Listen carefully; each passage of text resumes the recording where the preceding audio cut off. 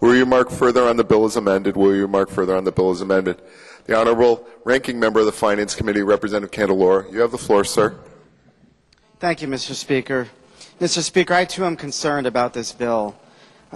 As I read this bill, I think it's less of a budget implementer and more of a deficit mitigation plan. I'd like to say I think this is the first of many deficit mitigation plans that we're going to be looking at over the next year. Because in fact what we're doing here today is, after passing that budget 23 days ago, we realize that the programs that we want to implement now cannot be done so without finding additional revenues.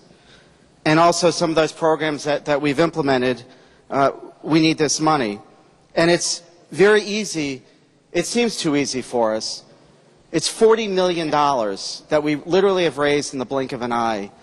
And I wasn't in the chambers years ago when we had the income tax, or when we had our last recession in, I guess it was 01 through 03. But I remember, and I hear numbers being kicked around, that we needed revenues of, $1.5 billion in 91 and $500 million in 03. And over the last month, we've dealt with revenue shortfalls well into the billions. And it seems as if we are just very quickly and very easily just tacking the dollars on. It's easy to raise these fees and to borrow this money. And yet the cuts that we've seen aren't all that concrete, aren't all that defined. We've deferred a lot into 01.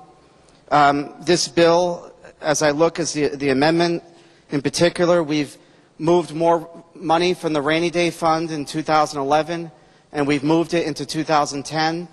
What that seems to be telling me is that we're taking our revenues, we're taking all the sure shots, moving it all into 10 and balancing 10. And I think we're leaving, especially 2011, into much uncertainty and much question. And I have very strong reservations about what we're doing, and we really should be pausing at this. These DMV fees are certainly going to aggravate our constituents. Interestingly, I've already received more phone calls on our fee increases than we had on some of the other taxes that we increased here 23 days ago. I can't imagine how the voters, how our constituents and taxpayers are going to feel when they go to DMV and have to pay additional fees for the simple necessities in life. And I also just question, when is this balloon going to burst? When are we going to realize that we cannot continue down this path of borrowing and raising fees and raising taxes? And that's what this document really represents. I don't believe it represents the behavior that we need to exhibit here, and that is to tighten our belts. We certainly, down the road, undoubtedly need to look at other areas of revenue for the next biennium. I think we all know that.